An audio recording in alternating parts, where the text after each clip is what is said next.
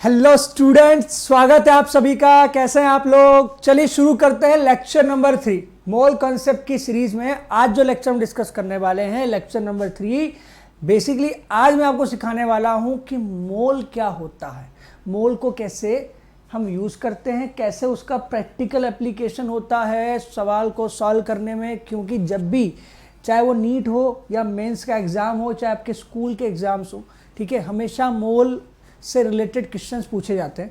और जब क्वेश्चन पूछे जाते हैं मोल से रिलेटेड, तो बेसिक क्वेश्चंस पर ज़्यादा एम्फेसाइज किया जाता है कि भाई आपको ये पता है कि नहीं कि मोल, वेट, वॉल्यूम और नंबर का आपस में क्या रिलेशन है, और मोल का बेसिक डेफिनेशन आपको समझ में आता है कि नहीं आता, एमयू क्या है, कुछ बेसिक टर्म्स होते हैं जिनको आपको याद रखना चाहिए, वो आपको पता है कि नहीं पता। प्लस ये मोल का जो बेसिक एप्लीकेशन आज मैं आपको सिखाने वाला हूँ, ये आपकी पूरी केमिस्ट्री में, पूरी फिजिकल केमिस्ट्री में आज जो लर्निंग होगी ये सारी की सारी इंपॉर्टेंट है। क्यों? क्योंकि कहीं ना कहीं किसी ना किसी फॉर्म में आपसे मोल, वॉल्यूम, मास की टर्म में या फिर नंबर की टर्म में कैलकुलेशन कराई जाती है। तो आज जो लेक्चर मैं बता रहा हूँ उसको बहुत अच्छे से समझना है। हर लेक्चर इंपॉर्टेंट है, लेकिन आज के लेक्चर पर आपका पूरा फिजिकल केमिस्ट्री का आगे का कॉन्सेप्ट डिपेंडेंट है। तो आज के लेक्चर अच्छे समझना है, ठीक है। शुरू करते हैं। लेक्चर नंबर 3 है मोल कॉन्सेप्ट, ठीक है। अब जब मोल को समझना है तो सबसे पहले आपको समझना पड़ेगा कि एटम क्या होता है। क्या होता है एटम, क्या होता है मॉलिक्यूल। एक टर्म आती है एएमयू जिसको बोलते हैं एटॉमिक मास यूनिट, ठीक है, वो क्या होता है। ग्राम एटॉमिक वेट और एटॉमिक मास यूनिट में डिफरेंस क्या, इन सबको समझने के लिए सबसे पहले शुरुआत करेंगे एटम से, ठीक है। तो व्हाट इज एटम? हमने मैटर की बात करी, मैटर और एनर्जी से मिलकर पूरा यूनिवर्स बना है। मैटर में अगर बात किया जाए तो मैटर में सबसे छोटे पार्ट को, मैटर के सबसे छोटे पार्ट को, सबसे छोटे पार्टिकल को, जिसमें कि पूरा कैरेक्टरिस्टिक आ जाए किसी भी एलिमेंट का। फॉर एग्जांपल हमने पीरियड टेबल देखा, पीरियड टेबल को हम पहले भी 9th 10th में थोड़ा पढ़ चुके हैं, ठीक है। जैसे बोरोन है, कार्बन है, नाइट्रोजन है, तो ये सब के सब एलिमेंट है किसके, ये एलिमेंट है पीरियडिक टेबल के। उस टेबल में एलिमेंट्स अपने एटॉमिक नंबर के हिसाब से अरेंज होते हैं। अब हर एटम का अपना एक कैरेक्टरिस्टिक है, ठीक है। तो लेकिन हमें कैसे पता, क्योंकि हम तो डील करते हैं एलिमेंटल स्टेट में। अब हर एलिमेंट छोटे छोटे सिमिलर एटम से मिलके बना है, ठीक है। हर एलिमेंट, फॉर एग्जांपल कार्बन एक एलिमेंट है, कार्बन एलिमेंट उसके ही जैसे बहुत सारे कार्बन एटम्स से मिलके बना है। तो बेसिकली उस एलिमेंट की प्रॉपर्टी अगर आपको जाननी है तो आप उसके एटम को स्टडी कर लो, वही आपको बेसिकली उस एलिमेंट की प्रॉपर्टी में दिख जाएगा। मतलब कि 6 इलेक्ट्रॉन आउटरमोस्ट शेल में है, उसके पास न्यूक्लियस है जिसमें न्यूट्रॉन भी है, प्रोटॉन भी है, ठीक है, उसमें 6 प्रोटॉन है, 6 न्यूट्रॉन है। तो ये सब मुझे कहाँ से पता लगता है? ये मुझे एटम से इंफॉर्मेशन मिलती है। तो हम बोल सकते हैं एटम वो स्मॉलेस्ट पार्टिकल है जो उस एलिमेंट की हमें सारी कैरेक्टरिस्टिक इंफॉर्मेशन दे देता है। तो smallest particle of element that retain, मतलब रखता है, ठीक है, इंफॉर्मेशन रखता है characteristics and chemical property of element. Element की सारी केमिकल प्रॉपर्टी और उसकी सारी की सारी कैरेक्टरिस्टिक्स को अगर कोई रखता है तो वो कौन होगा? वो होगा आपका एटम। तो एटम वो सबसे छोटा पार्टिकल है उस एलिमेंट का जिसमें उस एलिमेंट के सारे कैरेक्टरिस्टिक्स और सारी केमिकल प्रॉपर्टी आ जाती है, ठीक है। ये बेसिक पार्ट है। फॉर एग्जांपल कार्बन का एटम, नाइट्रोजन का एटम, ऑक्सीजन का एटम, ठीक है, इस तरह से। अच्छा, अब आकी ये बात आगे, इसके बाद एटम में और may not have a independent existence. कभी कभी ऐसा हो सकता है। फॉर एग्जांपल जैसे ऑक्सीजन है, ऑक्सीजन एटम में उस एलिमेंट की, ऑक्सीजन एलिमेंट की सारी प्रॉपर्टी है, लेकिन ऑक्सीजन गैस OG की फॉर्म में नहीं लिखते। मतलब अब कभी भी आपको इस तरह से नहीं मिलेगा। क्यों? क्योंकि ऑक्सीजन का नेचुरल टेम्परेचर पर और प्रेशर पर, मतलब हम बोल सकते हैं NTP पर, नॉर्मल टेम्परेचर एंड प्रेशर पर कोई एग्जिस्टेंस नहीं होता। एग्जिस्टेंस होता है O2 का, ठीक है। तो इसका मतलब ये हुआ कि एटम में सारी प्रॉपर्टी होती है एलिमेंट की, लेकिन ऐसा जरूरी नहीं कि हर atom in general independent existence रखता हो। जैसे फॉर एग्जांपल ऑक्सीजन O2 की फॉर्म में स्टेबल होता है, ठीक है। फास्फोरस की बात करो तो P4 होता है, सल्फर की बात करो तो S8 होता है। तो एग्जिस्टेंस होना अलग चीज है। लेकिन सबसे छोटा पार्ट अगर हम बोले ऑक्सीजन एज ए एलिमेंट हम बोले तो वो गैस में वो सारी प्रॉपर्टी होती है जो ऑक्सीजन गैस में होती है। समझ में आ रहा है? तो ऑक्सीजन को स्टडी करना है, ऑक्सीजन एलिमेंट को स्टडी करना है तो आप ओ गैस को स्टडी कर लो। ओ गैस वो आपका एटम है, ठीक है, जिसको स्टडी करने से आपको पूरे एटम का इंफॉर्मेशन मिल जाएगा। फिर नेक्स्ट पॉइंट आता है मॉलिक्यूल। एटम अगर आ चुका है तो डिफरेंट एटम जब कंबाइन हो जाते हैं तो मॉलिक्यूल बना लेते हैं। सबसे simple molecule H2O, CH4 methane, ठीक है, ये बोल सकते हो आप कि C2H5OH इथेनॉल, CH3OH मिथेनॉल, ठीक है। इन सब की बात करें CH3OH, C2H5OH, CH4, ये सब क्या है? इन सबको आप ठीक से देखिए तो अगर डिफरेंट एटम कंबाइन हो रहे हैं तो मॉलिक्यूल बन जाता है। डेफिनेशन की बात करें तो smallest unit of a compound then retain composition and chemical property of that compound. Element के लिए एटम होता है, एलिमेंट का सबसे छोटा यूनिट एटम होता है, ठीक है। और किसी कंपाउंड का, किसी भी कंपाउंड का, फॉर एग्जांपल CH3OH कंपाउंड है मिथेनॉल, इसका सबसे छोटा यूनिट क्या होगा? CH3OH का एक मॉलिक्यूल। C2H5OH इथेनॉल का सबसे छोटा यूनिट क्या होगा इस कंपाउंड का? C2H5OH as a molecule. मतलब C2H5OH अगर पूरा कंपाउंड है तो उसके एक मॉलिक्यूल को मैं निकाल लूं तो वो प्रॉपर्टी उस मॉलिक्यूल में जो है वो पूरे के पूरे कंपाउंड की प्रॉपर्टी को रिप्रेजेंट कर सकता है, चाहे वो केमिकल हो या फिजिकल प्रॉपर्टी हो, ठीक है। कंपोजिशन के बारे में जानकारी मिल जाती है। मीथेन, अब मीथेन का पूरा गैसेस अगर हम देखें कंपाउंड, क्या एक छोटा सा मॉलिक्यूल निकाल लूँ, एक सिंगल प्रॉपर्टी हमें CH4 से पता लग जाएगा, आसान है, ठीक है। तो स्मॉलेस्ट यूनिट ऑफ कंपाउंड जिसमें कि उसकी सारी कैरेक्टरिस्टिक्स, सारा कंपोजिशन प्रेजेंट होता है, केमिकल प्रॉपर्टीज प्रेजेंट होती है, उसे उस कंपाउंड के रेस्पेक्ट में उसका मॉलिक्यूल कहते हैं। मॉलिक्यूल बनता है एटम्स से मिलके, ओके। अब H2O मॉलिक्यूल की बात करें तो इसमें 2 एटम हैं हाइड्रोजन के और एक एटम किसका है? ऑक्सीजन का है। और H2O मॉलिक्यूल में H2O कंपाउंड की सारी प्रॉपर्टीज प्रेजेंट है। अब आ जाता है एटॉमिक मास यूनिट। अब देखो एटॉमिक मास यूनिट का रिक्वायरमेंट क्यों रही, मतलब हम क्यों AMU में डील करते हैं? भाई एटम बहुत छोटा होता है, ठीक है। अब एटम जब छोटा है तो उसको मेजर करने के लिए हमको यूनिट चाहिए जो बहुत छोटे नंबर को भी मेजर कर सके, ठीक है। तो एलिमेंट का वेट अलग होता है, एलिमेंट और एटम में कंफ्यूज नहीं होना।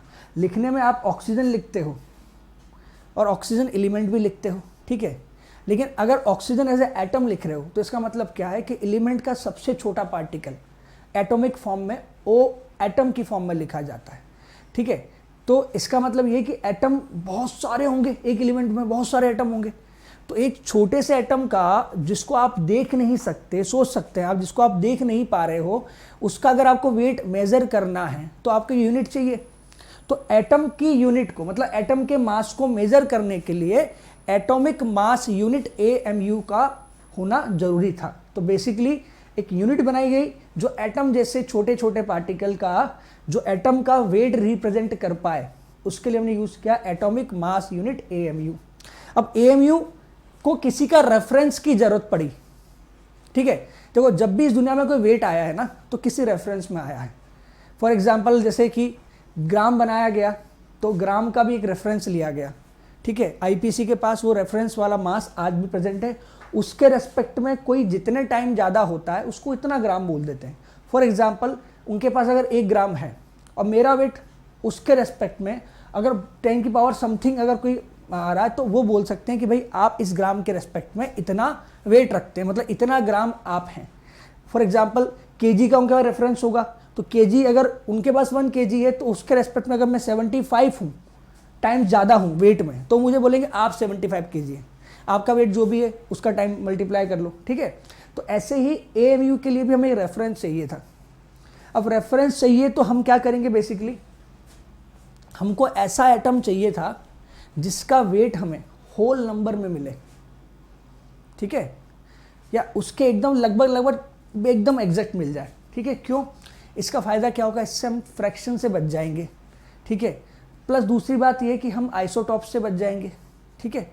अच्छा, तो बेसिकली हम ये चाह रहे थे कि हमको ऐसा एटॉमिक मास यूनिट को इस तरह से कंसीडर करना है जिससे कि हमें जो भी मिले वो फ्रैक्शन में ना मिले, होल नंबर में मिले, और वो तब होगा जब आइसोटॉपिक नेचर के हिसाब से बहुत कम होगा। ठीक है, तो एएमयू में ज़्यादा सोचने से अच्छा ये है कि एमयू को ऐसे समझ लीजिए आप कि एटम को जिसका वेट बहुत कम होता है, समझने के लिए एटॉमिक मास यूनिट को बनाया गया और रेफरेंस लिया कार्बन 12 का। मतलब कार्बन 12 कार्बन का एक आइसोटॉप है और कार्बन 12 का अगर वेट चेक किया जाए तो एग्जैक्टली 12 आता है। कितना आता है? 12 आता है। तो अब यहाँ से हमें क्या फ़ायदा हो गया? ठीक है, यहाँ से हमें फ़ायदा ये हो गया कि अगर हम कार्बन 12 के रेस्पेक्ट में किसी चीज़ को डिफाइन करेंगे तो हमको नंबर क्या मिलेगा? फ्रैक्शन में नहीं मिलेगा। फ़ायदा ये है, ध्यान से सुनिए कि quantity 1/12 the mass of an atom C12 is known as atomic unit, atomic mass unit. मतलब एएमयू को डिफाइन किया गया कि कार्बन 12 इसका वेट एग्जैक्टली 12 होता है। कार्बन 12 एटम का वेट 12 होता है। ठीक है, तो इसके रेस्पेक्ट में जो 1/12 पार्ट होगा, मतलब कार्बन 12 का 1/12 पार्ट, मतलब 1 पार्ट, उसको उस 1 पार्ट को एएमयू बोल दिया, उस सिंगल यूनिट को एएमयू कह दिया। कैसे? देखिए, अब कार्बन की बात की जाए तो कार्बन 12 का एक एटम, कार्बन 12 के एक एटम का 1/12 पार्ट लिया गया, तो कार्बन 12 का एक एटम 1.99264 मल्टीप्लाई 1023 हो गया। ठीक है, तो इस वेट को कार्बन 12 का वेट लिया गया। अब ये कैसे लिया? कि मेजर किया गया। भाई हम कहीं ना कहीं तो मेजर करेंगे, लेकिन हम चाहते कि हमको बार बार मेजर ना करना पड़े, इसलिए हमको रेफरेंस चाहिए था। तो हमने कार्बन 12 को सेलेक्ट किया क्योंकि कार्बन 12 का जो आइसोटॉप था उसका वेट हमको होल नंबर में मिल रहा था। ठीक है, अब बोलोगे सर 1.99, आप देखिए 1.99264 लगभग ये बिल्कुल कितना है? 2 है। ठीक है, अब इसका क्या किया? इसका भी 1/12 लिया गया। तो 1/12 part of mass of one atom of carbon 12, इतना, उसको डिवाइड कर दिया 12 से, कर दिया। इससे आपको नंबर मिला 1.67 10⁻⁻24 ग्राम, या फिर आप बोल सकते हो 1.67 10⁻⁻27 केजी। ठीक है, केजी में लिख सकते हो -27, ग्राम में लिखो -24। तो ये जो बेसिकली था ये हो गया एक एएमयू, एटॉमिक मास यूनिट। मतलब अब हमने रेफरेंस लिया कार्बन 12 को और कार्बन 12 के 1/12 पार्ट को हमने क्या बोल दिया? 1 एएमयू बोल दिया। ठीक है, इससे हमको एक एटॉमिक मास यूनिट का वैल्यू कितना मिला? 1.67 10⁻⁻24 ग्राम और -27 किलोग्राम। तो यहाँ से एएमयू डिफाइन हो गया। अब इसका फ़ायदा क्या है? अब बार बार हमको इस नंबर को बोलने का ज़रूरत नहीं पड़ेगा कि 1.67 10⁻⁻24, नहीं, इसको सिंपल क्या बोल देता हूँ मैं?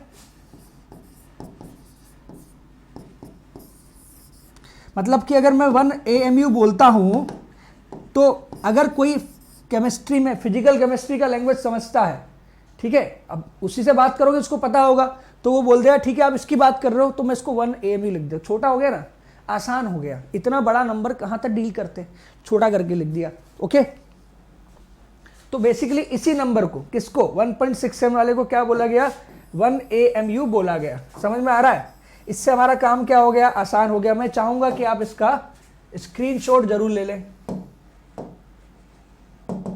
ठीक है, ये हो गया 1 एएमयू।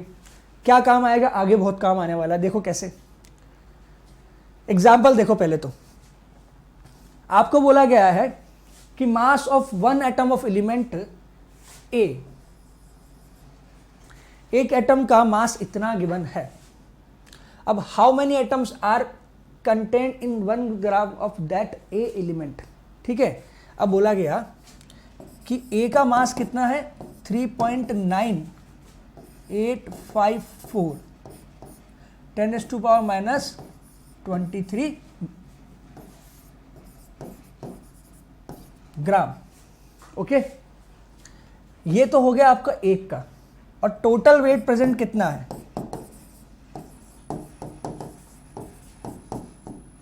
किसका? ए का। वो है 1 ग्राम। समझ में आ रहा है?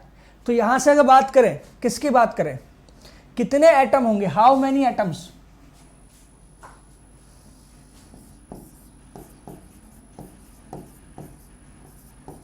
नंबर ऑफ एटम्स की बात की जाए तो क्या होगा, 1 ग्राम टोटल वेट, एक एटम का कितना है, इतना, तो टोटल में से एक का डिवाइड करेंगे तो नंबर ऑफ क्या निकल जाएंगे, एटम निकल जाएंगे। लिख देते हैं 3.9,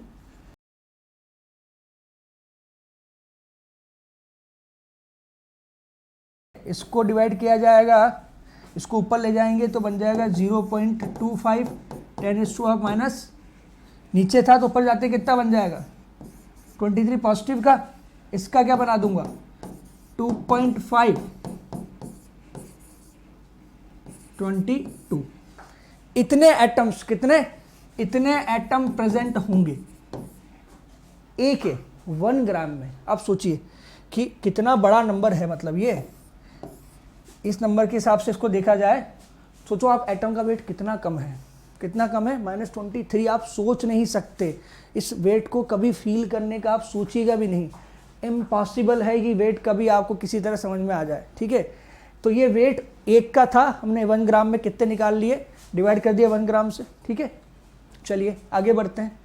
ये सिंपल कैलकुलेशन सिखाई है मैंने आपको कि फील लाने के लिए कि अगर एक का एटम का इतना है तो 1 ग्राम में कितने हो सकते हैं। सोच सकते हैं आप इस वेट के कितने एटम होंगे, 2.5 मल्टीप्लाई 10⁻22 एटम्स प्रेजेंट होंगे। चलिए आगे बात करते हैं। मास of 1 atom of an element is 2.32481 multiply 10⁻23 ग्राम। अब ध्यान से सुनिएगा क्या बताया है आपको। 1 एटम ऑफ एलिमेंट, एलिमेंट के एक एटम का वेट कितना दिया है, इतना दिया है, उसको एक्सप्रेस करना है AMU में। अब एक AMU क्या होता है, AMU मतलब होता है 1.67 मल्टीप्लाई 10⁻24 ग्राम। ठीक है, ये होता है। अब आपको बोला गया कि 2.32481 मल्टीप्लाई 10⁻23 ग्राम को आपको AMU में रिप्रेजेंट करना है। ठीक है, तो कैसे करेंगे, चलिए देखते हैं। तरीका यह है कि एक एटम का मास कितना दिया है,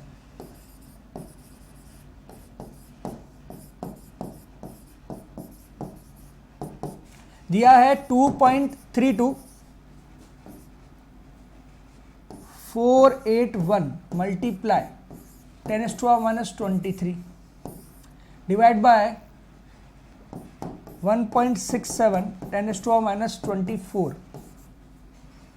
ऊपर भी ग्राम नीचे भी ग्राम कट जाएगा। इस नंबर को अगर आप सॉल्व करोगे तो यहाँ से ये तो कट गया और माइनस का 1 बच गया, 2.32 1.67। अगर इसको देखा जाए तो कितना आ जाएगा, लगभग 13.8 AMU। ठीक है, अब साफ दिख रहा है कि -24 छोटा नंबर है। ठीक है, और -23 बड़ा नंबर है। तो ऑब्वियस सी बात है कि -23 में 10⁻24 यूनिट्स कम से कम एक से तो ज़्यादा ही होगी। कितनी आ रही है, 13.8 AMU। इतना वेट आ गया। ठीक है, तो बेसिकली हम इतने बड़े नंबर को AMU की हेल्प से हमने कन्वर्ट किया और 13.8 AMU लिख के छोड़ दिया। अब इसका मतलब क्या बोलोगे आप कि 13.8 AMU मतलब होता है कि 13.8 मल्टीप्लाई 1.67 10⁻24 कितना 24। तो अपने आप से इसको मल्टीप्लाई करोगे ना आप, तो फाइनली फिर से आपको यही मिल जाएगा जो गिवन था। इसका मतलब आपने ठीक किया है। समझ में आ गया। तो ये कन्वर्जन है जिसमें हम किसी भी ग्राम नंबर को, किसी भी ग्राम वेट को जो आपको दिया गया है उसको आप डिवाइड कर दो AMU से, तो आपको AMU में नंबर मिल जाएगा कितना AMU प्रेजेंट है। अब आ जाता है मोल। अब देखो मोल है ना, बहुत तरीके से समझा जाता है, कई तरह के एग्जाम्पल दिए जाते हैं। मैं आपको ऐसे समझाता हूँ कि मोल पहली बात तो सिर्फ एक नंबर है। मोल को बहुत बड़ा चीज़ मत समझना। ठीक है, mole is just a number, is a calculation. ऐसे समझ लीजिए कि मुझे कोई बोले कि 1 0 0 0 0 0 0 0 0 0 0 0 बोलते जाए, मैं बोलूँगा भाई क्या हो गया, इतना बड़ा नंबर क्यों बोल रहे हो? क्योंकि मैं कहूँगा कि भाई इतना नंबर है, बोलना पड़ेगा। तो मैं कहूँ कि दूसरा तरीका है क्या इसका, जिससे आप इस चीज़ को सॉल्व कर पाओ? अच्छा, तो क्या किया जाए? किसने कहा कि एक काम करो, अगर एक नंबर बार बार आता है तो उसको छोटा कर दो ना। छोटा करो मतलब इसको कुछ बोल दो, इतने बड़े नंबर को तो कुछ बोल दो, ठीक है? तो हमने बोला चलो मोल बोल देंगे। अच्छा, अब लोग कहेंगे सर वो बड़ा सा नंबर क्या है जिसके बारे में आप बात कर रहे हो? तो अगेन वही कार्बन से ही आया है वो AMU, कार्बन के हेल्प से हमने यहाँ पे निकाल दिया। कैसे निकाला चलो देखो। मोल का डेफिनेशन क्या लिखा है उसको भूल जाओ, एक बार नीचे आप बात करते हैं कि कार्बन अगर अपनी एलिमेंटल स्टेट में है, ठीक है, तो कार्बन अगर अपनी एलिमेंटल स्टेट में है तो कार्बन 12 का वेट कितना आता है? 12 ग्राम आता है, ठीक है? कार्बन का क्या वेट आता है? 12 ग्राम आता है। तो 12 ग्राम कार्बन का वेट है और कार्बन हमारा रेफरेंस पॉइंट है, ठीक है? अब देखो 12 ग्राम एटम का मतलब हो गया बहुत सारे एटम। क्यों? क्योंकि एक एटम किसका? कार्बन का कितना वेट रखता है? इतना 1.99 × 10⁻23 ग्राम। एक कार्बन का वेट, एटम का इतना वेट है।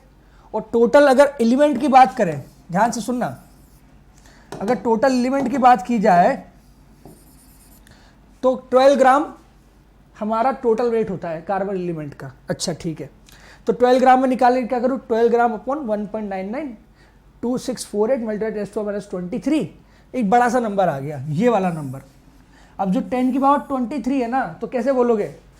1 0 0 0 0 0 0 0 0 अगेन 0 0 0 0 0, गलती हो जाएगा 23 पहुँचते पहुँचते, या तो 0 ज़्यादा बोल दोगे या कम बोल दोगे। कुछ लोग तो कैलकुलेट भी करने लग गए होंगे कि सर ने कितने बोले, ठीक है? मैं रुक गया, मैं 13 के बाद रुक गया। क्यों? क्योंकि ये तरीका गलत है। अब इतने बड़े नंबर को बार बार कौन बोलेगा?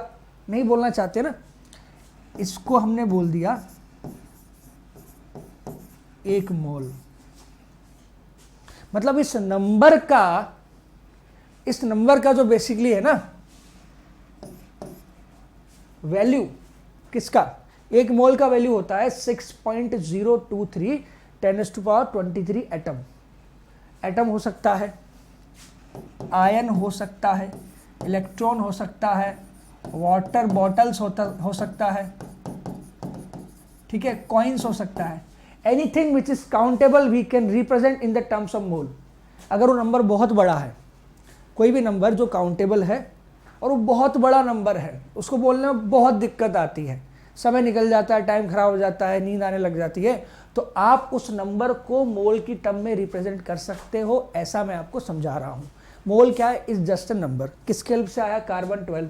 क्यों? क्योंकि कार्बन 12 ऐसा आइसोटॉप है जिसका नंबर, जिसका मास है वो बिल्कुल राउंड फ्रैक्शन में आ जाता है, बिल्कुल क्या बोलते हैं, सॉरी, होल नंबर में आ जाता है, ठीक है?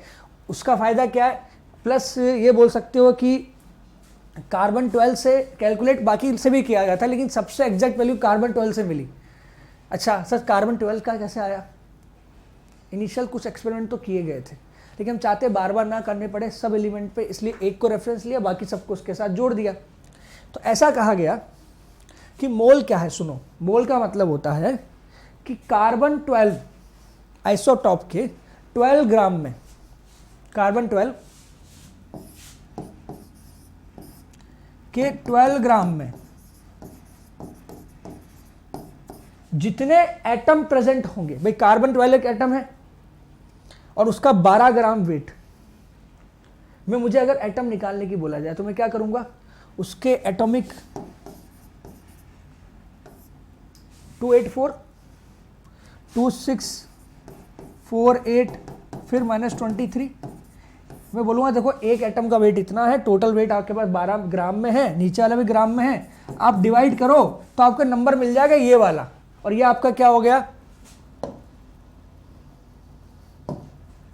मोल हो गया। मैं ठीक है, मोल हो गया, समझ में आ गया, मोल है ये। ओके चलो, अच्छी बात है। अब क्या करें इसके बाद? बोले इसको याद कर लो, क्या काम आएगा? बहुत काम आने वाला है। कैसे? कैलकुलेशन काम आएगा। क्यों? बड़ा नंबर जब भी आएगा तो फिर इसको यूज करेंगे। अच्छा, अब दोबारा डेफिनेशन पढ़ते हैं। Mole is a amount of substance that contain as many entities. Entities में एटम बोला गया है, मॉलिक्यूल बोला गया है, अदर पार्टिकल बोले गए हैं, ball, bat, tubelight, water bottles, coins, कुछ भी, everything that is countable we can represent that terms in mole. बस सिंपल सा फंडा है। As there are atoms in exactly 12 gram of carbon 12 isotope. मतलब अगर मैं आपको कहूं, देखो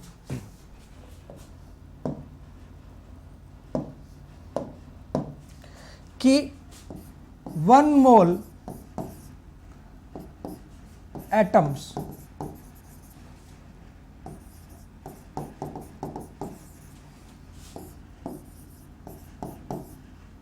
वन मोल बॉटल्स,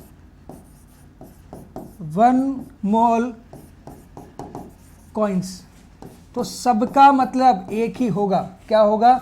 6.023 10⁻23। एक नंबर एक नंबर। इन सब में अगर ये सब एक एक मोल है तो इनका नंबर इतना होगा। और ये नंबर कहाँ से आया? कार्बन 12 के 12 ग्राम से। कैसे निकाला? 12 ग्राम को उसके एक एटम के वेट से डिवाइड किया तो उनको पता लगा कि कार्बन 12 ग्राम में इतने एटम्स होते हैं। तो इस एटम को हमने एक नाम दे दिया। क्या नाम दे दिया? 1 मोल। क्या दे दिया?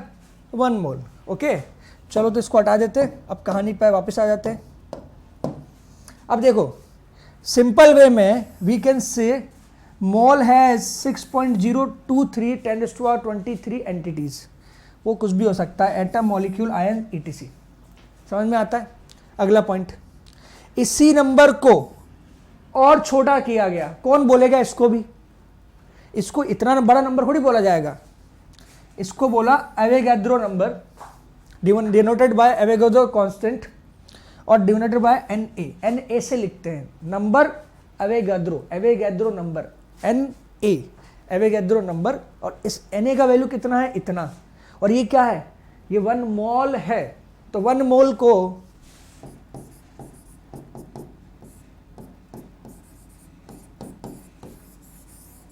Na कहा गया।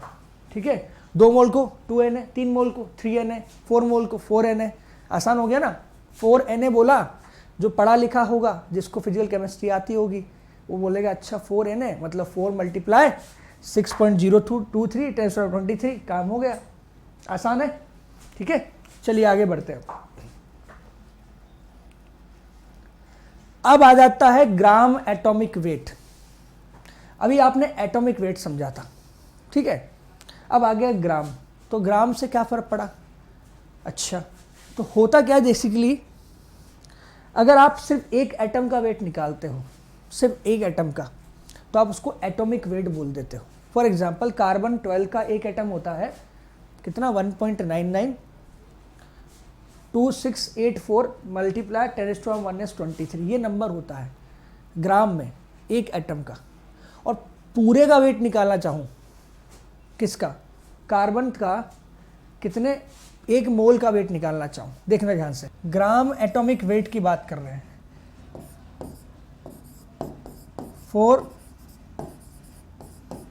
1 मोल, 1 मोल के लिए ग्राम एटॉमिक वेट यूज करते हैं। जब भी कोई बोलता है ना आपको 1 मोल का वेट कितना है, तो 1 मोल का मतलब ग्राम एटॉमिक, या ग्राम एटॉमिक मतलब 1 मोल। अब जैसे कार्बन का एग्जांपल लेता हूं मैं, 12 ग्राम, 12 कार्बन 12 की बात चल रही है। कार्बन 12 का मैं चेक करता हूं 1 मोल में कितना वेट आता है। कैसे आएगा देखो, एक का होता है 1.992684 मल्टीप्लाई -23 मल्टीप्लाई 6.023 10⁻23। इन दोनों को मल्टीप्लाई करोगे ना, ये आ जाएगा। मतलब कार्बन 12 का ग्राम एटॉमिक वेट कितना है? 12 ग्राम है। कितना है? 12 ग्राम। तो कार्बन 12 का ग्राम एटॉमिक वेट 12 ग्राम है। अब आप नाइट्रोजन का चेक कर लो, नाइट्रोजन की बात की जाए, ठीक है, तो उस कंडीशन में नाइट्रोजन का चेक करोगे तो भी आपको यही मिलने वाला है, ठीक है। कैसे? नाइट्रोजन में कितने एटम होते हैं? नाइट्रोजन का मतलब क्या होगा? एक एटम का मतलब 1 AMU, मल्टीप्लाई करोगे किससे? 6.023 मल्टीप्लाई 23 से, ठीक है। तो आपको वहां से भी क्या मिलने वाला है? फिर से यही नंबर मिलने वाला है। क्या मिलेगा आपको? नाइट्रोजन का 14 ग्राम मिल जाएगा। ऑक्सीजन का निकालोगे तो आपको 16 ग्राम मिल जाएगा। तो बेसिकली ये हो गया इसका मतलब कि हर बार जब कभी भी आप किसी भी एलिमेंट का वेट ग्राम में रिप्रेजेंट करते हो, इसका मतलब आप है कि आप 1 मोल की बात कर रहे हो और 1 मोल का वेट ग्राम में लिखते हैं, ठीक है। तो अब देखो टेक्निक क्या है, टेक्निक समझना थोड़ा सा। क्या है यहाँ पर है ना, कई बार हम गलत चीज समझ जाते हैं। मुझे किसने बोला? नाइट्रोजन एटम, तो उसका हम लिखते हैं 14 AMU, और नाइट्रोजन ग्राम एटम हम लिखते हैं 14 ग्राम। सर इन दोनों में डिफरेंस क्या है? ये 1 मोल का वेट आ रहा है, आप इसको मल्टीप्लाई करो, 14 ग्राम है ये। ऊपर वाला 14 AMU का मतलब क्या है? 14 मल्टीप्लाई AMU मतलब होता है कितना? 1.67 10⁻⁻ कितना होता है? 24 होता है। ये 1 MU का मतलब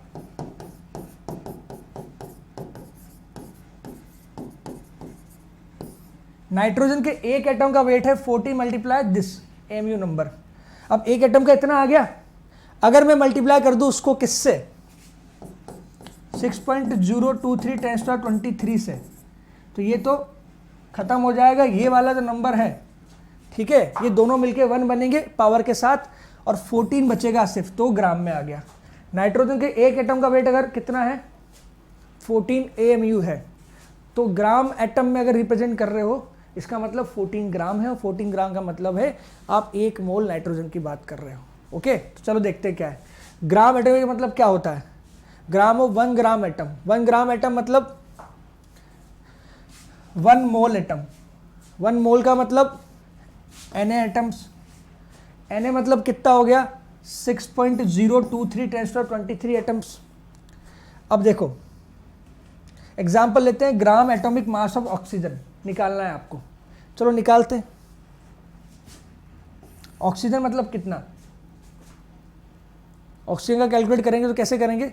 ऑक्सीजन का एक एटम का वेट होता है 16 AMU। अब ऑक्सीजन का आपको लाना है ग्राम एटॉमिक वेट, तो कैसे निकालोगे? एक एटम का कितना है? 16 MU मतलब 1.67 माइनस 24। अब हमें बोला है ग्राम, मतलब कितने का? 1 मोल का। 1 मोल को मल्टीप्लाई कर दूं, होता है 6.023 10⁻23। तो अगर आप मल्टीप्लाई करोगे तो ये दोनों नंबर मिलके, कौन कौन सा वाला, आप कैलकुलेट कर लीजिएगा, ये पूरा का पूरा नंबर मिलके 1 बन जाता है, ठीक है। अपने आप ये 16 ग्राम लिखा आएगा एट लास्ट, ठीक है। तो अपने आप पता लग गया ग्राम एटॉमिक वेट मतलब 1 मोल। 1 मोल मतलब प्रेजेंट कर दो वेट को ग्राम में, सिंपल सा। और अगर एक एटम का लिख रहे हो तो AMU लिख दो, 1 मोल का लिख रहे हो तो 16 ग्राम में लिख दो। 16 AMU एक एटम का, पूरे मोल का 16 ग्राम, ठीक है। ये तरीका होता है। अगला ग्राम मॉलिक्यूलर मास। अगर आपने एक मॉलिक्यूल का मास बताया तो वो AMU में आता है, और अगर आपने 1 मोल मॉलिक्यूल का मास लिया तो वो ग्राम में आ जाता है, ठीक है। जैसे एटम्स में हो रहा है वैसे मॉलिक्यूल में हो रहा है। मतलब मैं ऐसे बोलता हूँ, जैसे CH4 मीथेन है, मीथेन के एक मॉलिक्यूल का वेट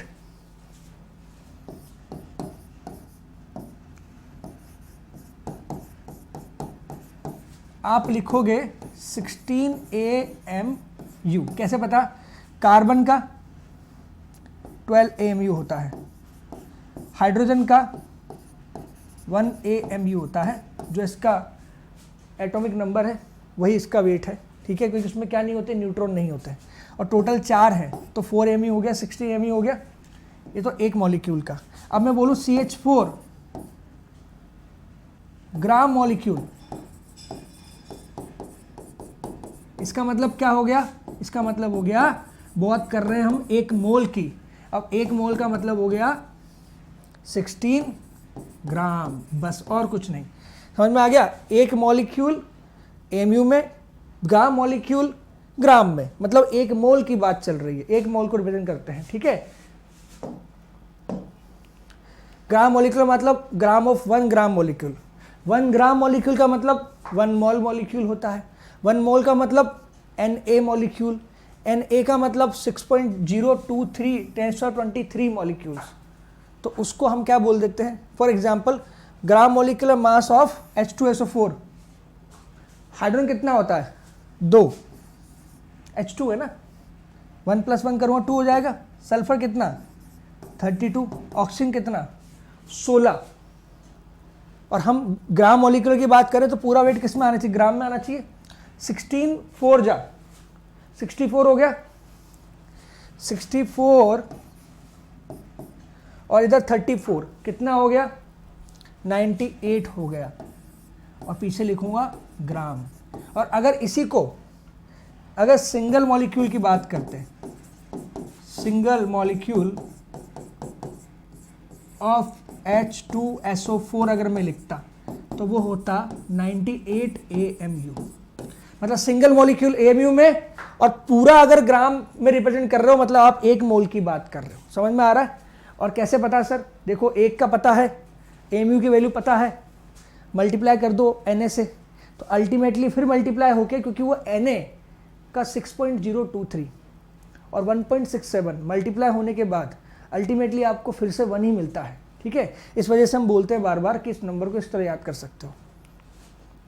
ये क्या पूरा एक डायग्राम दिया हुआ आपके सामने। इसमें सबसे पहले तो लेफ्ट में आप देख रहे हैं एटॉमिक सब्सटेंस की बात कर रहे हैं। अब इसने ये बताया है डायग्राम में कि मोल को कितने तरह से यूज कर सकते हैं। मोल को नंबर के साथ यूज कर सकते हैं, मोल को वेट के साथ यूज कर सकते हैं, मोल को वॉल्यूम के साथ यूज कर सकते हैं, ठीक है। तो इस डायग्राम में एक एक पॉइंट को इन्होंने समराइज करके लिखा है।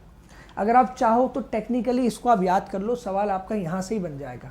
अगर आपको समझने का है कि सर हमें तो बताओ कैसे हुआ, हम तो जानना चाहते हैं, तो थोड़ा सा वेट करो, इंतजार करो, लेकिन फिर भी एक बार फॉर्मूला सुन लो। वेट ग्राम में, अगर उसका मोलर मास पता है आपको, GM ग्राम एटॉमिक मास पता है आपको, डिवाइड कर दो। अगर मॉलिक्यूल की बात करोगे तो मॉलिक्यूलर मास से डिवाइड कर दो, ठीक है। भाई टेक्निक क्या होगी? सपोज करो मुझे बोला गया कि भाई ऐसा है, मुझे दिया गया है नाइट्रोजन, ठीक था, N2 गैस दी है मुझे 56 ग्राम। कितनी ग्राम दी है? 56 ग्राम दी है। मैं ठीक है ग्राम दी है। बोला कि N2 का वेट 56 है, ठीक है।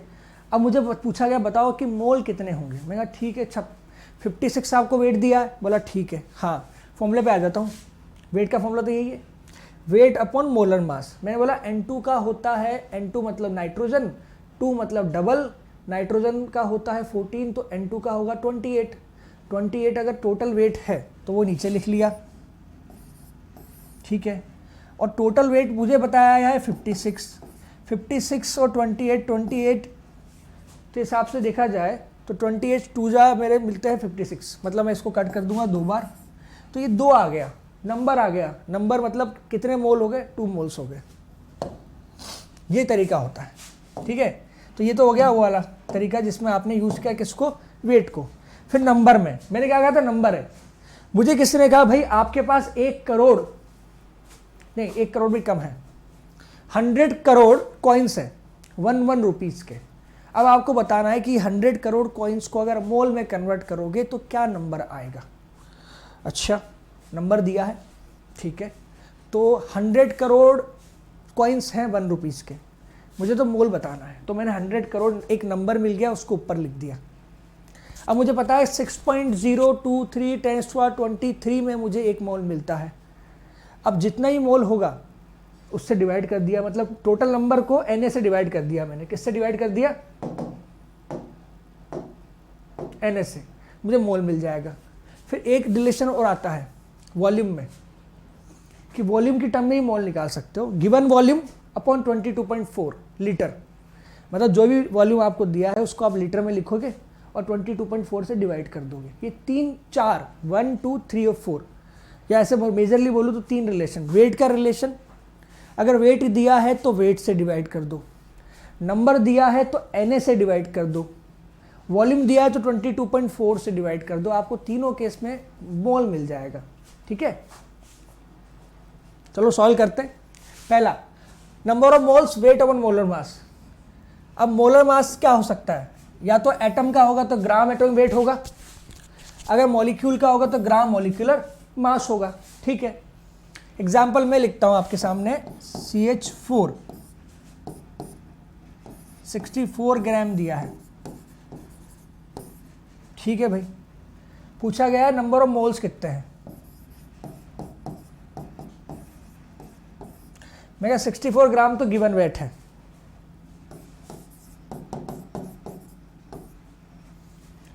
मोलर मास कितना होता है? कार्बन का 12, हाइड्रोजन का 1 मल्टीप्लाई 4 प्लस करा, कितना बन गया? 16। क्योंकि ग्राम एटॉमिक है तो हम ग्राम भी लिखेंगे, क्योंकि मोल की बात करें तो ग्राम अपने आप आ जाएगा। तो यहां से मोल निकालने हैं। 64 गिवन, 16 एक का, 16 4 जा,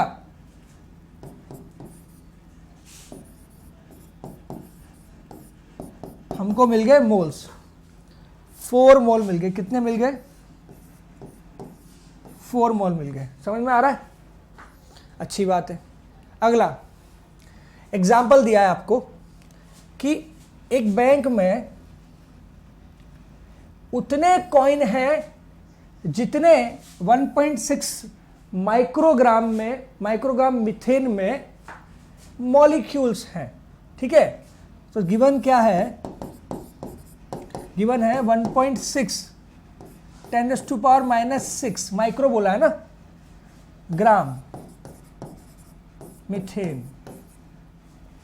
इतना ग्राम मीथेन आपको गिवन है। अब बोला गया बताओ बैंक में कितने कॉइन हैं। इन्होंने बोला है कि जितने मॉलिक्यूल प्रेजेंट हैं, एटम नहीं, जितने मॉलिक्यूल मतलब CH4 के जितने मॉलिक्यूल इस वेट में हैं उतने ही कॉइन आपकी बैंक में है। तो मैं क्या करता हूं, इसके मॉलिक्यूल निकालता हूं। कैसे निकालूं? पहले मोल्स कैलकुलेट करते हैं। तो 1.6 10⁻⁻6 भाई माइक्रोग्राम में था तो ग्राम में ले आया। इसके बाद इसको डिवाइड कर दिया किससे? इसी के ग्राम एटॉमिक वेट से करा, क्योंकि फॉर्मूला क्या होता है? Wait given upon molar mass. तो मोलर मास कितना होगा CH4 का? 16 होगा। 16 1.6 अगर कटा तो क्या बनेगा? 10⁻⁻1 बन जाएगा, मतलब 0.1 बनेगा, ऐसा लिख सकता हूं। तो बन गया 10⁻⁻7 मोल। अब मोल मतलब क्या होता है? मोल मतलब होता है Na।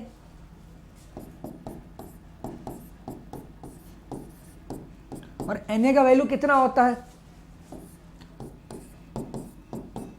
6.023 10⁻23। इतना बड़ा नंबर। अब -7 इधर है, -23 इधर है, कट कर देता हूं, 7 पावर जाएगी तो कितना बचेगा? 10⁻16। तो वैल्यू कितना आ गया? 6.023 10⁻16 कॉइन्स प्रेजेंट हैं। सोच सकते हो आप, इतने से वेट में इतने सारे कॉइन प्रेजेंट हैं। समझ में आ रहा है आपको? ठीक है, तो पहले वेट से हमने मोल निकाला, मोल से नंबर निकाल लिया। समझ में आ गया? चलो अगला, हाउ मेनी ग्राम एटम। अब इसने एटम नहीं बोला है, ग्राम एटम बोला है, और फिर बोला है नंबर ऑफ एटम्स। इन दोनों में डिफरेंस समझना। जब कोई बोलते हैं ना ग्राम एटम या ग्राम मॉलिक्यूल, मतलब वो बात कर रहा है किसकी? मोल्स की।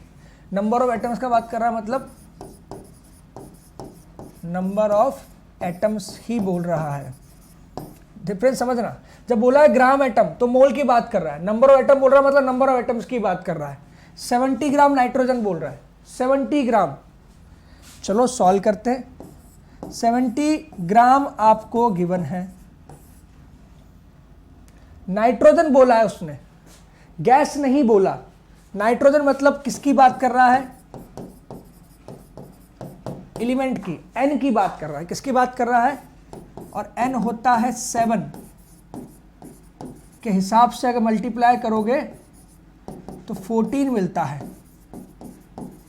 क्यों? जितने प्रोटॉन उतने न्यूट्रॉन, ठीक है। तो 70 ग्राम अपॉन 14, यहां से आपको क्या मिल जाएगा? यहां से आपको मिलेगा ग्राम एटम, मतलब या मोल, एक ही बात है। कितना आएगा? 5 मोल। तो 5 मोल एन प्रेजेंट है आपके पास। फिर आ जाता है इसके बाद नंबर ऑफ एटम्स।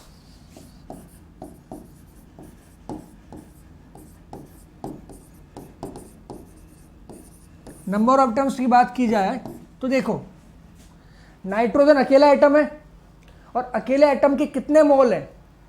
5 मोल हैं। तो 5 नंबर ऑफ एटम्स की बात करें तो Na से मल्टीप्लाई कर दूं, 5 मोल मतलब इतने, तो 5 मल्टीप्लाई 6.023 10⁻23, इतने एटम प्रेजेंट हैं। समझ में आ गया? नंबर ऑफ एटम्स कितने हो गए? 70 ग्राम नाइट्रोजन बोला है ना, गैस नहीं बोला, हम एलिमेंट कंसिडर करेंगे। तो 14 5 जा 5 मोल आ गए, 5 मल्टीप्लाई Na कर दिया, ये आपका नंबर ऑफ एटम्स आ गए। समझ में आ गया? तो मोल्स एंड एटम दोनों कैलकुलेट हो गए। ग्राम एटम मतलब मोल, नंबर ऑफ एटम मतलब नंबर ऑफ एटम्स। फिर आता number of moles, volume litre 24 के साथ। तो देखो एक्चुअली क्या होता है, इस कंडीशन से ध्यान रखना कि PV equals to NRT, PV equals to NRT एक इक्वेशन आपने पहले भी पढ़ रखा है, ज़्यादा नहीं पढ़ा होगा लेकिन थोड़ा सा पढ़ा होगा। इसको बोलते हैं आइडियल गैस इक्वेशन। क्या बोलते हैं? आइडियल गैस इक्वेशन बोलते हैं। P मतलब प्रेशर, V मतलब वॉल्यूम, N मतलब मोल्स, R मतलब कांस्टेंट। R गैस कांस्टेंट होता है। अब इसका वैल्यू अगर आप 0.0821 लिख रहे हैं, इसका मतलब आपने लिया है लीटर ATM मोल kelvin. Litre ATM litre mole kelvin के अंदर बात की जाए अपन तो 0.081 होता है। प्रेशर अगर बात किया जाए तो 1 ATM। वॉल्यूम की बात की जाए तो वो हमको नहीं पता। टेम्परेचर होता है 273 केल्विन। ये सारी कंडीशंस किसकी है? ये NTP पे है, नॉर्मल टेम्परेचर प्रेशर पे, और इवन STP पे भी आपको यही कंडीशन मिलेगी। नॉर्मल टेम्परेचर प्रेशर या स्टैंडर्ड टेम्परेचर प्रेशर पर प्रेशर 1 ATM, मोल। तो अब ये कैलकुलेशन क्यों करना चाहते हो सर आप, हमें बताओ। मैं ये चाहता हूं कि मैंने मोल्स के साथ हमने रिलेशन निकाल लिया वेट का, तो हमने बोला 1 मोल मतलब होगा उसका ग्राम एटॉमिक वेट, ठीक है। 1 मोल का मतलब होता है उसका ग्राम मोलिकुलर वेट। अगर मैं मोल को वॉल्यूम के टर्म में लाना चाहूँ तो मुझे इक्वेशन की हेल्प लेनी पड़ेगी PV इक्वल्स टू NRT की, है ना। तो मैंने क्या किया, PV इक्वल्स टू NRT में P का वैल्यू रखा 1 ATM मल्टीप्लाई वॉल्यूम मुझे पता करना है, N का वैल्यू रख दिया 1 मोल, R का वैल्यू रख दिया 0.0821, उसके बाद लीटर ATM मोल केल्विन, टेम्परेचर रख दिया 273, ठीक है। तो यहाँ से वॉल्यूम निकल के आ गया मेरे पास 22.4 लीटर। कितना आ गया? 22.4 लीटर आ गया। अच्छा आप ध्यान से देखिए आप इसको, 1 एटीएम वॉल्यूम ये रहा, 1 मोल 0.0821, 273 लीटर एटीएम मोल केल्विन फलाना फलाना सब चीज़ें आ गई। तो अब मुझे समझ में आ गया कि अगर मुझे 1 मोल का वॉल्यूम कहा जाए तो 22.4 होता है। सारी यूनिट्स कैंसिल हो जाएगी, आप चेक कर लीजिएगा। 273 केल्विन में था, ठीक है, केल्विन 1 लीटर एटीएम केल्विन के साथ कट जाएगा, एटीएम मोल वोल सब कट के फाइनली बचेगा आके उससे लीटर और वॉल्यूम। तो पीवी इक्वल्स टू एनआरटी। हम ये अज्यूम कर रहे हैं, ये अज्यूम करते हुए कि जितनी भी गैसेस से हम डील करेंगे, जिस पर ये फॉर्मूला लगाएंगे, एजम्पशन हमारा क्या होगा कि वो आइडियल गैसेस होगी। तो आइडियल गैस अज्यूम करते हुए हमने एक वॉल्यूम का रिलेशन निकाला, V इक्वल्स टू 22.4 लीटर। इसको हमने 1 मोल ऑफ गैस के बराबर रखा है, ठीक है। मतलब 1 मोल गैस में इतना होता है, 1 मोल गैस में वॉल्यूम कितना होता है? 22.4 लीटर होता है। ये बात मेरे समझ में आ गई। अब इसका यूज क्या करना है? यूज ये करना है कि मुझे किसने दिया वॉल्यूम, तो मुझे वॉल्यूम दिया तो मैं वॉल्यूम की टर्म में आंसर निकाल लूंगा। भाई जैसे सपोज करो मुझे किसने बोला सर 11.2 लीटर आपके पास मीथेन है, बताओ कितना वॉल्यूम, कितना मोल प्रेजेंट है। अच्छा 11.2 लीटर है तो 11.2 ये वॉल्यूम जो गिवन है, और 22.4 से क्यों डिवाइड करता हूं? क्योंकि 22.4 में 1 मोल होता है, तो वो मुझे बता देगा कि कितनी यूनिट मुझे मिली है। तो 11.2 डिवाइड बाई 22.4 करा तो मेरे पास आया 1/2, मतलब 1.5, मतलब 0.5 आया। तो 0.5 मेरा क्या हो गया? मोल हो गया उस गैस का। एग्जाम्पल देखिएगा, find out volume and mole in 56 gram nitrogen eight STP. STP और एनटीपी बात एक ही है। अजम्पशन है कि हमारे पास जो गैस है वो गैस कैसी है? आइडियल है। तो देखो क्या करना है, 56 ग्राम है,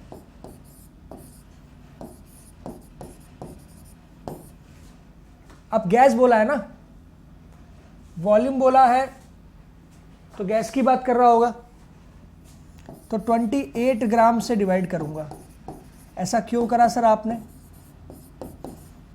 भाई देखो N2 गैस होती है ना, उसका वेट होता है 28 ग्राम, ग्राम मॉलिक्यूलर वेट जो होता है 28 ग्राम होता है। 28 ग्राम से ग्राम तो कैंसिल, तो मोल्स कितने आ गए? 2। फर्स्ट पार्ट तो कंप्लीट। अब सेकंड पार्ट आता है मेरे पास वॉल्यूम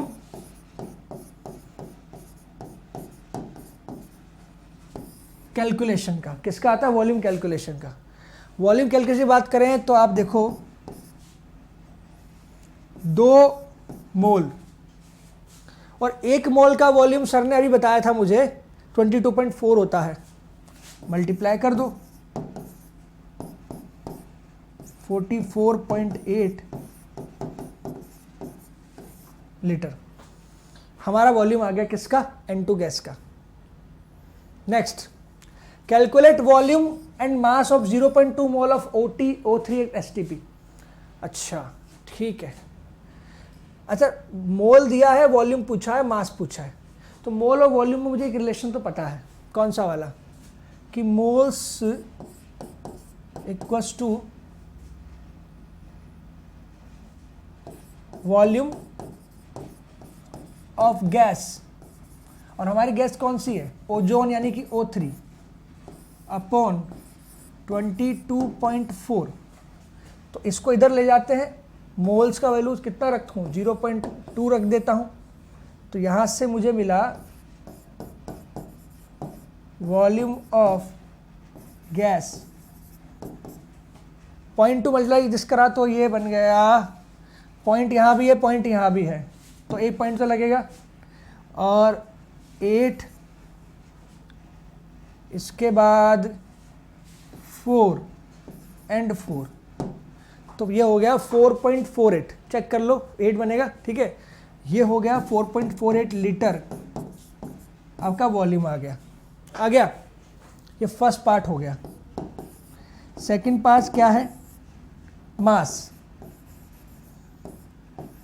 रिलेशन क्या है, moles equals to mass in ग्राम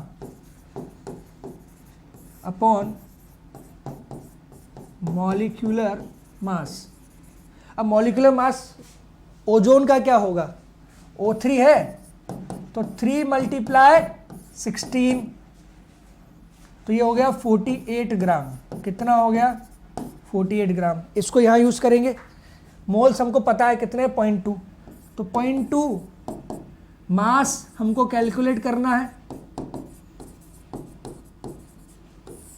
और 48 ये रहा, तो यहाँ से हमारा मास क्या आ गया, 16, 8, 9, कितना आ गया, 9.6 ग्राम। चेक कर लीजिए एक बार, 8 2 जा 6, 16 का 6 1 और 8 और 9, ठीक है, 9.6 ग्राम। ओके, तो 9.6 ग्राम हमारा मास आ गया, तो पहला हो गया और दूसरा हो गया। समझ में आ रहा है? तो इस तरह से आप वॉल्यूम मोल मोल वॉल्यूम वॉल्यूम मोल मोल ग्राम ये सब रिलेट कर सकते हैं। फिर आ गया मोल्स वर्सेस नंबर, अभी कैलकुलेट किया था अपन ने। चलो भाई, जितने नंबर गिवन हैं उसको आप Na से डिवाइड कर दो, आपको मोल मिल जाएंगे। जितने भी नंबर गिवन हैं, 3.24 10⁻29 कॉइन्स, डिवाइड कर दो Na से, आपको मिल गए moles. Moles of coin 6.0234 multiply 10⁻27। क्या करें, हाँ मार्कर डिवाइड कर दो किससे, Na से, आपको क्या मिल जाएंगे, मोल्स मिल जाएंगे। आसान है, बहुत तरीके हैं, ठीक है, मतलब कुछ भी जो आपको चाहिए। कॉइन के मोल निकल गए, मार्कर के मोल निकल गए, Na मतलब वही नंबर, मोल अवेगोद्रो नंबर, यूज करो उसको, ठीक है। एग्जाम्पल देखो, find out the mass of 10⁻21 molecules of copper. अरे बाप रे, अच्छा अब देखो मुझे उसने क्या दिया है, पूछा क्या है, मुझे दिया है उसने नंबर और पूछा है मास। तो नंबर को अगर मुझे मास में कन्वर्ट करना है तो पहले नंबर को मुझे मोल में लाना पड़ेगा, ठीक है। मुझे आसान तरीका समझ में आता है, तो पहले तो मोल कैलकुलेट करता हूँ। मोल्स ऑफ कॉपर कैसे निकालूंगा, देखो भाई 10⁻21 तो गिवन है और 6.023 10⁻23 मतलब Na, ये होता है, ठीक है। मोल्स ऑफ कॉपर आ गए।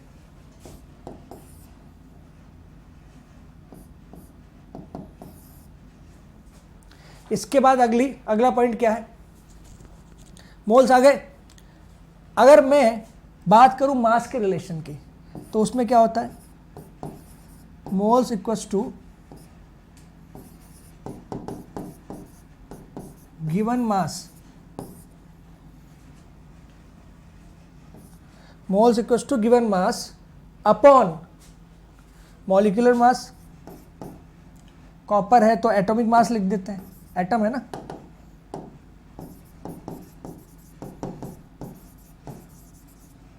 अब मोल्स कितने हैं, इतने हैं, T⁻21 अपॉन 6.023 10⁻23।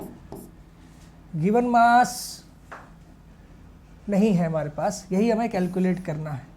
इसको मैं एज्यूम कर लेता हूँ कि मान लेते हैं ये गिवन मास जो है ये x है, क्या है, x, तो x हमें निकालना है।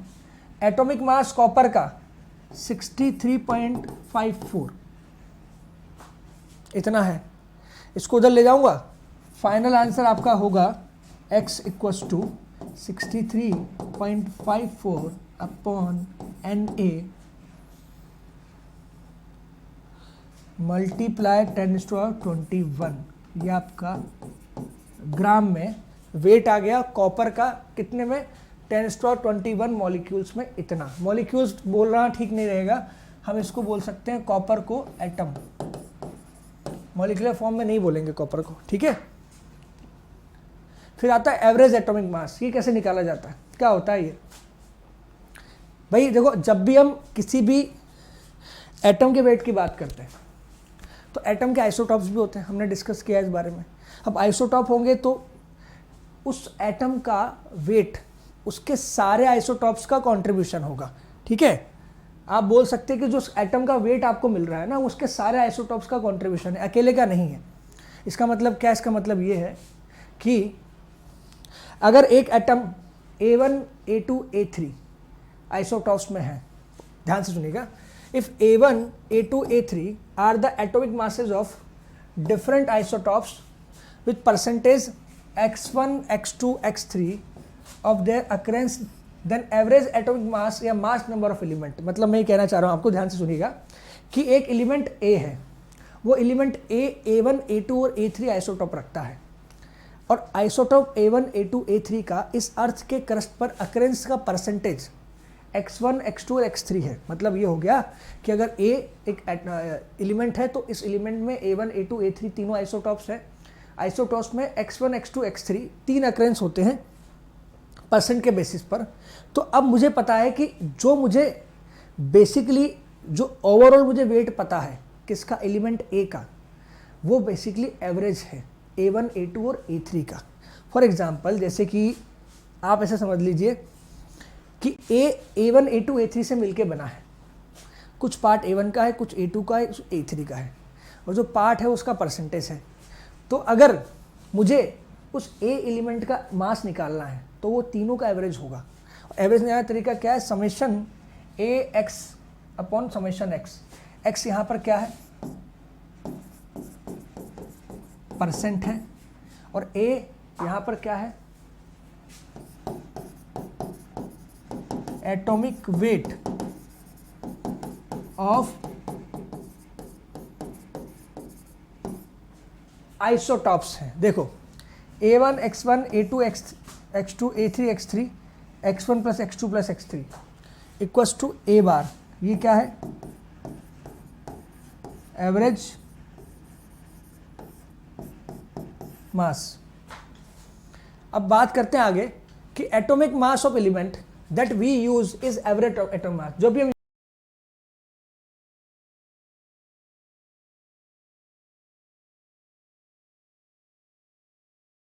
तो कार्बन 12 भी होता है, कार्बन 14 भी होता है।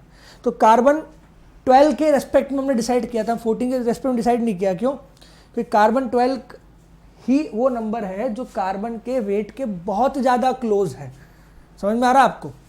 तो किसी भी एलिमेंट का अगर एवरेज मास है, किसी भी एटम का अगर एवरेज मास है, तो वो मास बेसिकली उसके सारे आइसोटॉप्स का एवरेज होता है, उसकी परसेंटेज के हिसाब से। फॉर्मूला होता है कि फॉर एग्जांपल A1 का मास, एटॉमिक मास, उसका परसेंटेज, A2 का atomic weight mass, atomic mass, उसका परसेंटेज, A3 का एटॉमिक मास, मास बोलो वेट बोलो बात एक ही है, A3 का एटॉमिक मास, उसका percentage upon X1, X2, X3।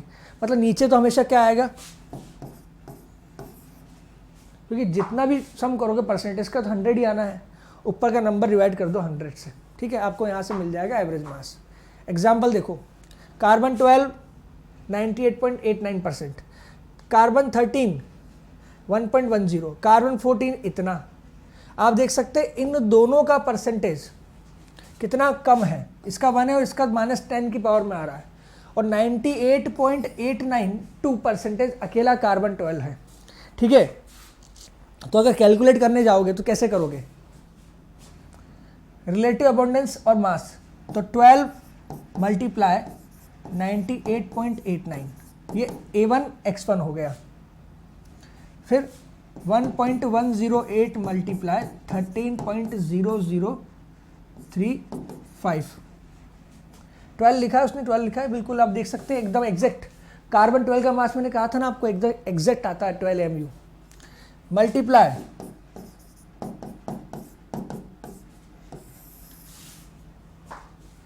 Percentage जोड़ोगे तो 100 आ जाएगा, और यहाँ से आपको एवरेज मास आएगा किसका, कार्बन एटम का। तो ये आता है 12.01, इसलिए हम इसको 12 ही कंसिडर कर लेते हैं। ठीक है, तो आप देख सकते हैं कि कार्बन में सारा का सारा कंट्रीब्यूशन कार्बन 12 का ही है, बाकी किसी का कोई कंट्रीब्यूशन नहीं आ रहा, लगभग ना के बराबर, कोई चेंज नहीं आया। 0.01 का चेंज आया, यहाँ पर 12 था, यहाँ 12.01 आ गया। ठीक है, तो इस तरह निकाला जाता है atomic weight, percentage multiply atomic weight और टोटल परसेंटेज नीचे, मतलब 100 आना है, आपका आंसर आ जाएगा। नेक्स्ट 10B5 11B5 दो आइसोटॉप है बोरोन के, एवरेज एटॉमिक मास नंबर 10.2 है, परसेंटेज पूछा है, तो निकाल के देखते हैं। 10.2 तो मास दिया आपको एवरेज, मान लेते हैं एक का परसेंटेज x है तो दूसरे का क्या होगा, 100 - x होगा। तो B10 और 11B 10 और 11 दिया है, तो 10 अगर x है तो आपका 11 कितना होगा, 100 - x हो जाएगा, अपॉन 100 लिख दूं। 100 को इधर ले गया तो बन गया 1020 equals to 10x plus 11x minus, sorry इधर तो माइनस आएगा,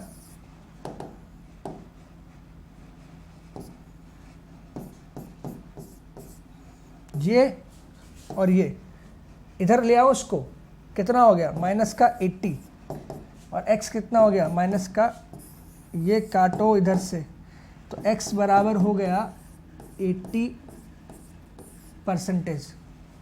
तो 100 - x अगर मैंने लिया तो x तो 80 था, तो ये हो गया 20। अच्छा, अब हमने x किसको माना है, B11 को, हमने x माना है B10 को, सॉरी, और हमने 100 - x लिया था B11 को। समझ में आ रहा है आपको? तो B11 हमारा कितना आ रहा है, 20%, x हमारा 80% है, तो ये कितना आ जाएगा 20%। तो B11 आ गया 20% और B10 आ गया 80%। इसका मतलब क्या है, इसका मतलब ये है कि परसेंटेज जो जा रहा है ना, किसका ज़्यादा है परसेंट, देखो आप B10 का परसेंटेज ज़्यादा है क्योंकि उसका वेट कम है, B11 का परसेंटेज कम है क्योंकि उसका वेट ज़्यादा है। समझ में आ रहा है?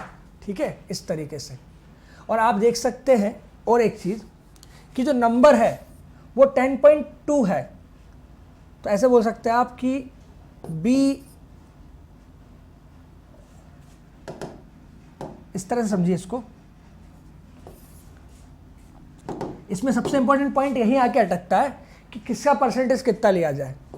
भाई एक तो B11 है और दूसरा B10 है, अगर 10.5 आता तो दोनों का बराबर होना चाहिए था, लेकिन आया कितना है 10.2, मतलब मोर टूवर्ड्स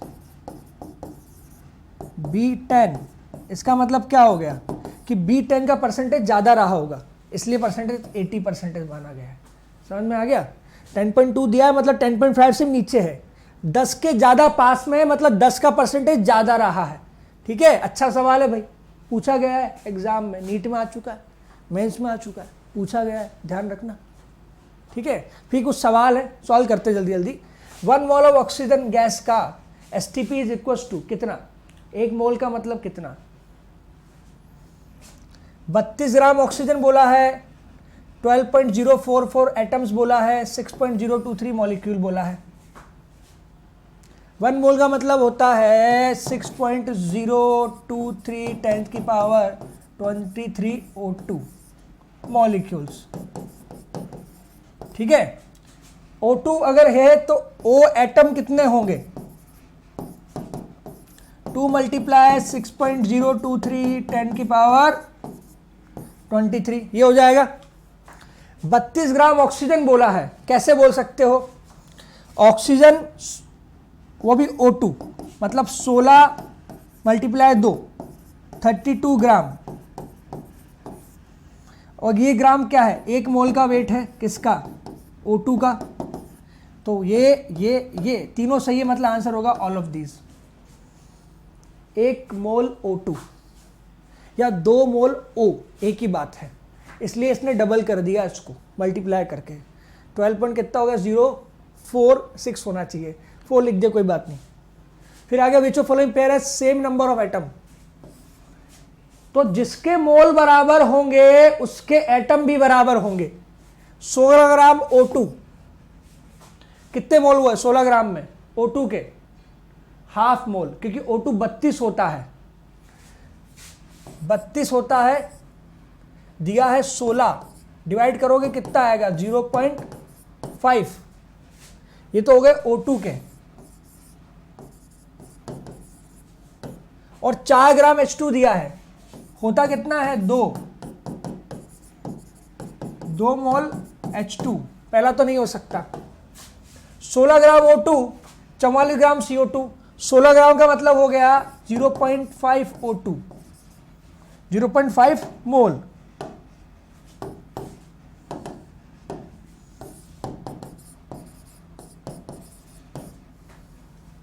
चौवालीस ग्राम CO2 तो 44 होता है, 44 ही वेट होता है, 1 मोल CO2, ठीक है, बराबर नहीं हो सकता।